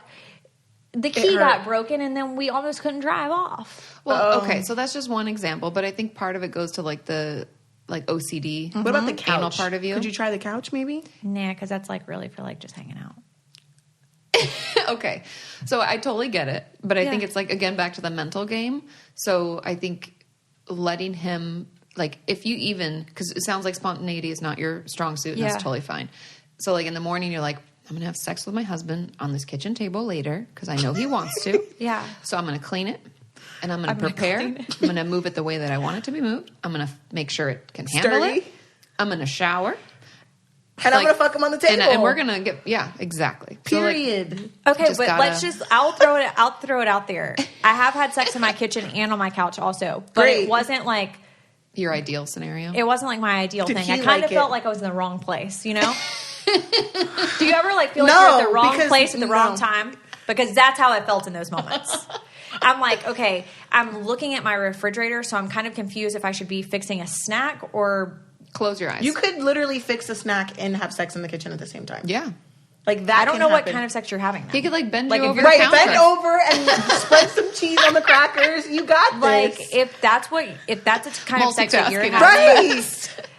I just need to maybe like watch this happen because I don't I'm think gonna that need would you to be take a shot. Maybe that will thing. loosen you up. But I don't feel like you should have to like drink to do that, you know? Right? Because then that's like maybe another not. problem. Maybe you know? that's It's you're an like- alcoholic. I get it. But I mean, loosening up, totally fine. Like, it's not like loosened up all day, every day or anything. No, but yeah. I think for you, it's just because you like things the way you like them, very specific, which Yeah. is fine. But if your husband's wanting a little more spontaneity, we can have planned spontaneity. That's Sure. Yeah. But make it work for you and make it work for him. Yeah. Let's say 60 to 70% of the time it's in the bed, but then we prepare a few nights a month the kitchen table, the couch. If you have The a big car. ottoman, the car. I don't know. I mean, you can prepare. I believe in you. And if you get distracted because you're looking I at the did fridge, something close actually your eyes. spontaneous not too long ago. You can Remember do when I this. told you I went to go and see what was that movie, The Mule? Yeah. Oh yeah. Yeah. You could have watched it and then had sex in the car on the way before you went But home. I did Or do in the something. driveway. I did do something in the car. It wasn't sex, but it was something else. I did Okay. do something in the car. Okay, That's so good. that's great. 10 points for you. I get points, right? Yes, you get points. You because get I did points. something Totally. that I normally wouldn't Yes. do. That's But points. and did you hate it or was it cool? No, I was like fine with it, but I feel like he says that he wants to do more stuff that he's also uncomfortable with. That's but I great. was like more comfortable in the situation than I felt like he was. Then that's great though. You probably are more close together on this than you think. Yeah. But that's why like a little planned spontaneity on your end But might I'm kind of like, don't itch just that put me on the for counter him. like on top of the bills and like try to have sex with me because I'm like that's like then I've got to mail those off, you know? Well, It's like- yeah, and you're So like, maybe what move them. What Yeah. if I lose them? Yeah. Yeah. So just like that's why planned, I think. Maybe I just could- like send him a dirty text message while he's at work and tell him what you want to do to him. But what if he gets a boner That's fine. He'll tuck at it in. work? He's been dealing Like- with that since he was like 12 years old. He can totally He will manage. tuck it in. And he will do what he's got to do. But like that will like maybe like it's like a fantasy type thing. It might Right. not happen because he's going to come home from work. You're already going to be home. You're not going to go out to the car just to have sex, But then right? he's going to say like I'm a liar no. because he's going to expect me to do it. Yes. Well, okay. So if you're going to do that, if you're going to send a text, I think we have to be prepared to put follow out through. in whatever that is. But So that's maybe- like your planned spontaneity. Right. And he might just get excited just at the thought. It doesn't have to even happen. He might, obviously, you might have sex, but it could be in the bed, even though Yeah. you're like, I don't know, we'll have sex on the kitchen counter. Yes. But maybe you don't on the kitchen counter and it's in the bed. Yeah. So it's just like, I think for probably a lot of men, it's probably just like the thought of it and not really the action of it. Because it's like whenever that happened at the movies in the parking lot, it's like Will was more concerned about somebody seeing it, you know? And I'm not concerned. Oh. And Will's like, oh, that's breaking the law. And I'm Well- like, well, what law is this breaking? Yeah. Sex in public? Oh. I Public guess, indecency. but like Probably. but like public indecency inside Which- a car that you own in a public Yeah, but parking lot. That's how Lux was conceived. So we probably would have got arrested. It's in a mall parking lot. Are you kidding me? I love No, in a BMW X5 Ooh. back seat. Yeah. He's like, what should I do? I'm like, ooh, I don't know. Don't get it on the seat. Boom, baby. Okay. Boom, kid. Yep. But I think 18 you're months right. later.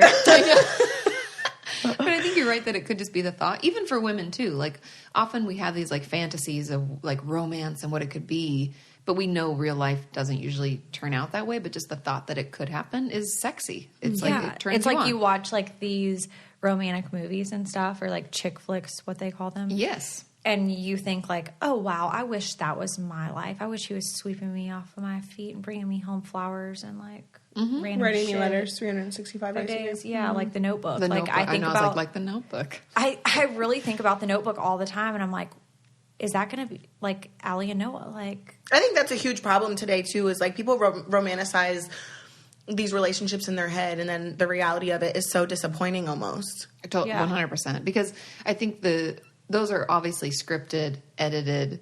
The makeup is perfect. The outfits are perfect. And it's all everything. for viewers. Exactly. And they know what we want. And it definitely pulls at our heartstrings. But we can bring a little bit of that into our relationships where we're like, you know, I want a little more spontaneous sex with you. That's what your husband's saying. Like he wants to keep it a little exciting. And so you can plan that because you're not that type of person.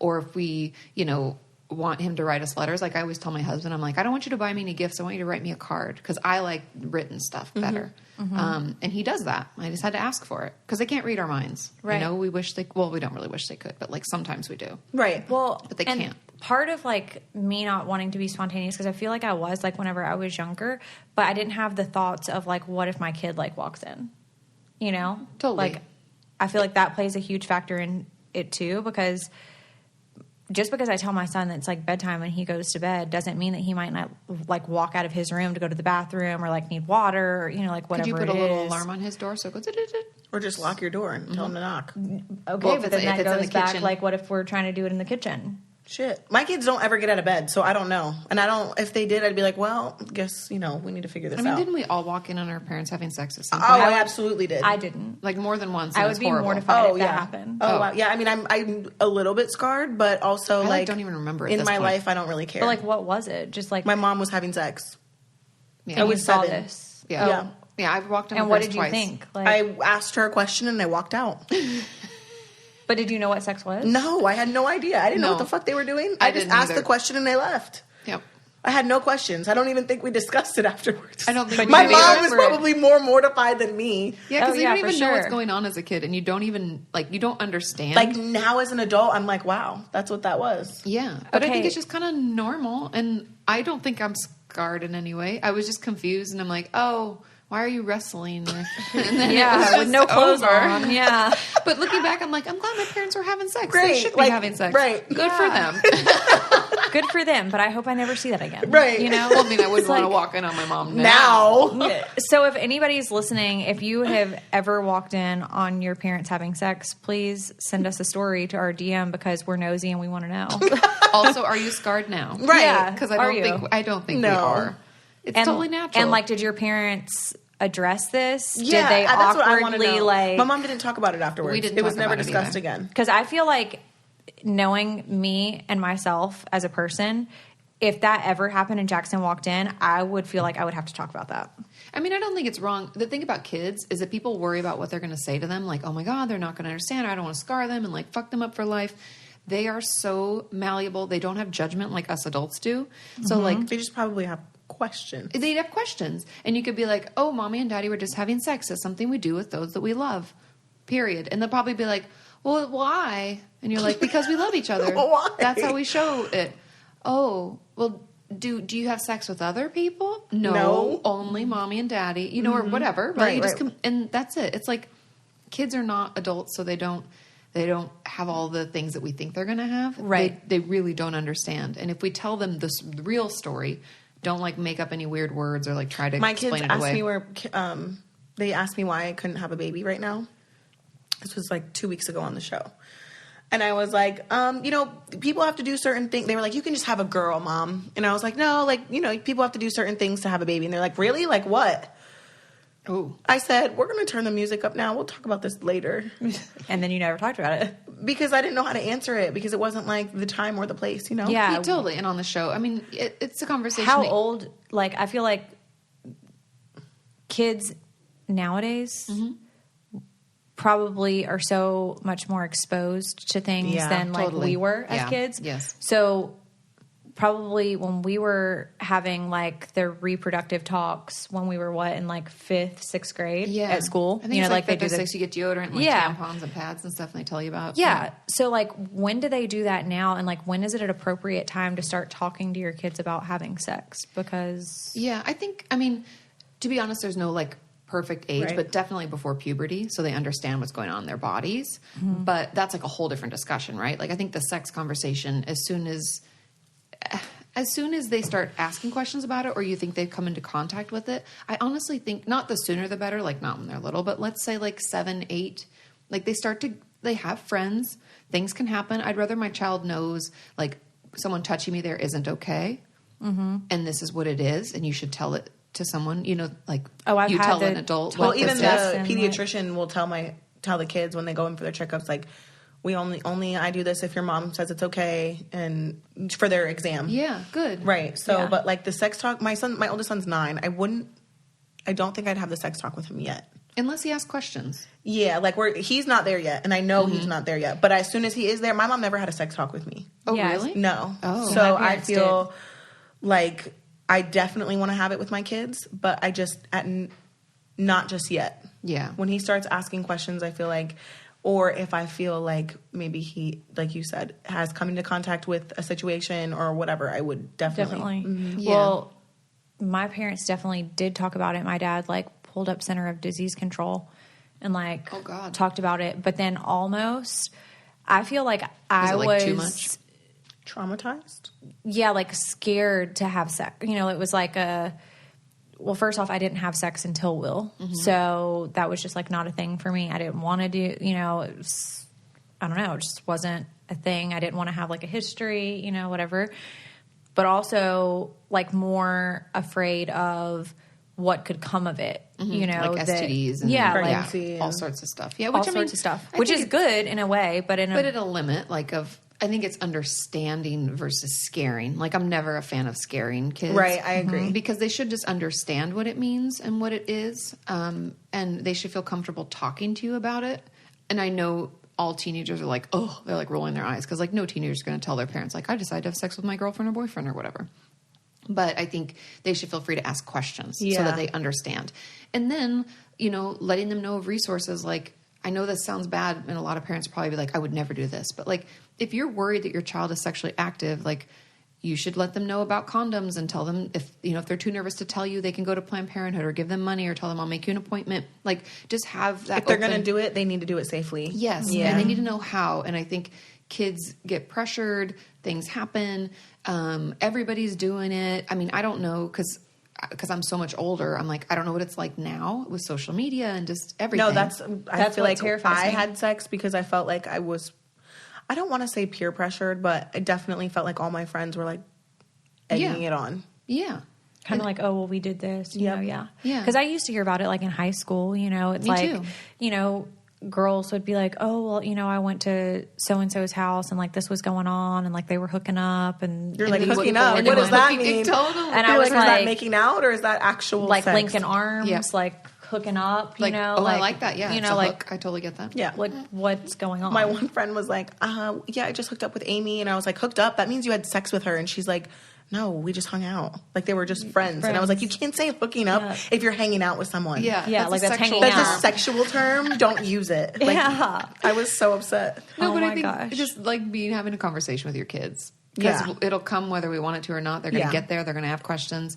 And just hope that you're the one they ask those questions of. So that's why I think it's like better to start it a little like at 11 or 12 or 13. Boys are going to be different than girls too.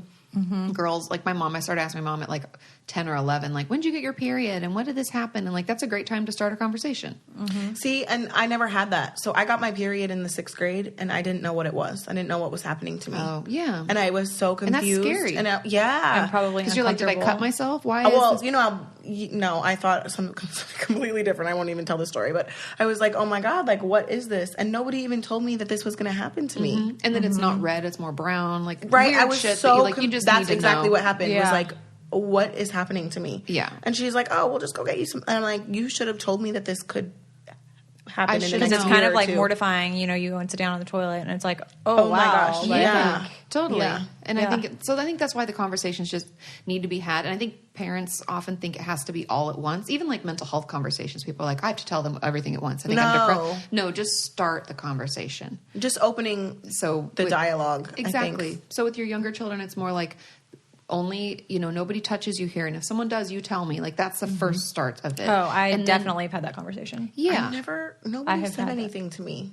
No, I've had that conversation with Jackson. Oh, I've had that Like- conversation with my kids, but nobody Yeah. had that with me. I don't think my parents did either, but My parents didn't either. Yeah. So That was but- never a thought. Or Yeah, it was never a thing, I guess. I don't know. But I think it's good if that's how you start and then you Right. just continue every few And then years. they'll see a pattern too, like, oh, I can talk to my mom about anything. Exactly. Or my Yeah. parent, whoever. because I never would want Jackson to be like afraid of me because I feel like I did have a sense of like fear, which there's always a good balance. I feel like, you know, like fearing things that you're going to get in trouble because I feel like it keeps you accountable. But at the same time, like you don't want to be so fearful that you can't be honest because then at that point, that's Yeah. a whole different situation. And I feel like I was so fearful, not because my parents made me scared, but I think it was like my own head, like, oh gosh, like if I do this, then it's going to be, oh God, I'm going to get in like major trouble. I don't even know what will happen. You said you want to be perfect. So it's Yeah. probably like, no, I don't want to do that. I don't want to cause any Like, trouble. this perfect Yeah. complex, you know, like, but I've always told Jackson, like, it's going to be so much better if you just tell me the truth, because if I find out that you're lying and I've given you the option to tell the truth, then that's a whole nother, you know, issue. So Yeah. it's like, honesty is the best policy. I would rather be the parent where it's like, okay, if there's going to be drinking going on, not that I'm condoning it, but I would rather it be Know going on about under it. my roof Yeah, I'd rather than you going out, sneaking around, doing it, getting in a car and driving, hurting yourself Yes. or someone else. You know, Agreed. like, Agreed. And I think it's like respecting your parents, not fearing them. I think our parents both came out of generations that where fear was like Fear. the only thing they knew. But I think there can be this like, you know, equal respect. And I know Right. that's hard for parents too, because you're like, well, they're my kids and they have to do what I say. But I think it needs to be mutual in some ways, Yeah. so that you can have a real conversation, a real relationship, and then we're less likely to keep secrets. right. Like I was so afraid of my mom. Like it's funny. My dad was a softie, and my mom was like the hard ass. And I think I would have. I still like now we're close friends, but as a kid I was like terrified to tell her anything. So Yeah. like first time drinking, first time having. I never told her shit. I just like took care of myself. You know. Yeah, because But- you're so afraid. Yeah. Okay, so Katie, you said earlier that you wrote a book. So can you Yes. tell us and our listeners what your book is about? Yeah, it came out in December, so it's newly New. out. Yeah, I feel like it's like my baby. Not Yeah. that I in any way compare it Yeah. to that, but it's called "Are You Okay? A Guide to Caring for Your Mental Health," and it's kind of like your where to start guide. Like a lot of people don't know what they don't know, so we don't even know what questions to ask. If that Yeah. makes sense. So I talk about like what the difference between mental health and mental illness is. When do you need to get help? What does help look like? What's the difference between a therapist, psychiatrist, counselor? There's so many words. What does that mean? Right. And then at the end, I get into like toxic relationships, communication strategies for those of us in relationships, and just hopefully it helps people better understand and, you know, better their lives. What can a person do if they know that someone in their life is super depressed and needs help and they're just not really willing to take it? Check in on them, listen, don't judge, and just be patient. I know it sucks. It's terrible to be on the outside seeing someone who's hurting, but we can't make anybody else get better. Like, it's the worst. Like, you just know that person needs help and they're not. I know, and it's hard to like sit on our hands, but they have to make the choice. You can offer to help. Like, Oh, yeah. I've sent, like, I called their insurance and got the list of providers for health, psychologists and for therapists, and the email got deleted. So it's just like, I'm trying to help you, and you are not you're not, yeah, they're not ready. They're not open to- receiving yes. the help that I'm trying to give Yeah. you. But it's like, you have issues that I want to help you with, and I know. So you just and listen. It's hard. You have to just listen and just check in on them. Be like, I'm just worried about you. I care about you. I'm here if you want to talk. But it's just like anything. We can't try to help too much because we'll push them away, which is the opposite of what we want to do. Right. But also it's like, how much can that person take of that person? Like, Yeah. if you were Lindsay, if you were the one that needed help and you're so not open to me helping you, it's like, how long can I sit here and I need to help you? Like, do you know what I'm saying? Totally. And Because I don't think anyone ever talks about the other side of it. No, and a lot of people don't, but I think it's really important to like you have to know your limits too, because we all have limits. So if we're sitting back and we're checking in and we're trying to be there to support, there's going to be a point where we're like, I can't do this anymore. You hit a wall. Then you can just tell them like, hey, I'm trying to work on myself, and you can distance a little bit. And I know it sucks, and like when people are hurting, we hate to leave them, and it's not just like leaving them and ghosting them, but just distance a little bit so you're okay, Right? Because we don't want this to harm both of you, but it's just really, I know it sucks. It's hard, but we can't, unfortunately, make anybody get better. Trust me, my job would be a hell of a lot easier. Right. If I could be like, don't you see? And they'd be like, yes. Right. Well, this has been so fun. Thank you so much for coming on and sharing all of your Knowledge with us. Yes. Of course, it was really fun. Thanks for having me. So can you tell us where our listeners can find you on YouTube, what they type in, if you have Instagram or whatever, and we would love to be able to have you back on to pick more. Yeah, part 2. Of course. Definitely part 2. I love it. Yeah, they can find me. My name is Kati Morton, KATIMORTON. That's just my socials all across the board. Okay. Other than Instagram's Kati Morton 1. But they'll be able to find They'll be able to find me. So that's where I'm at. Awesome. Well, thank you so much. We appreciate it. Yeah, thank you. All right, guys. I think that's all we have time for today. If you guys have not subscribed to us, you can do that by searching the Purple Podcast app on your iPhone. Type in Coffee Convos. You click subscribe, click the 5th star, and you can also leave us a written review. We have had so much fun, and we hope you guys have a great week. We'll talk to you soon. See ya.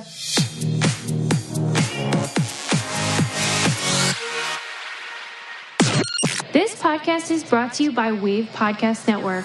Check out all of our shows, including the Brain Candy Podcast, I Don't Get It, Coffee Convos, and Let's Talk About It.